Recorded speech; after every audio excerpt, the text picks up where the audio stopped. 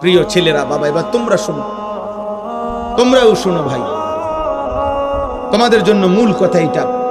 কিতাবের মধ্যে লিখছে যে ইয়া মাশারাশ শাবাব, হাসান বসরি রাহমাতুল্লাহ আলাইহি বলেন, হে যুবক, প্রতিদিন তুমি লক্ষ্য রেখো, তুমি তাকাইয়া দেখো গাছ থেকে, ফলের গাছে ফুলগুলো ফুটে, প্রথম যে ফুলগুলো বের হয় সবগুলো ফুল ফসল ফলে পরিণত হয় না। যতগুলো আমের ফুল বের হয় অতগুলো আম হয় না।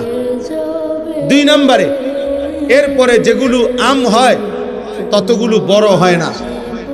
3 নম্বরে, যতগুলো বড় হয় ততগুলো পাকে না, বরং ঝরে যায় বেশি, থেকে যায় অল্প। অতএব হে যুবক, তোমার আশেপাশে 2-4 বৃদ্ধ দেখে হযরত হাসান বসরি বলেন, তুমি ভেবো না তুমিও ওই পর্যন্ত পৌঁছবা, কারণ ঝরে যায় বেশি, থেকে যায় কম।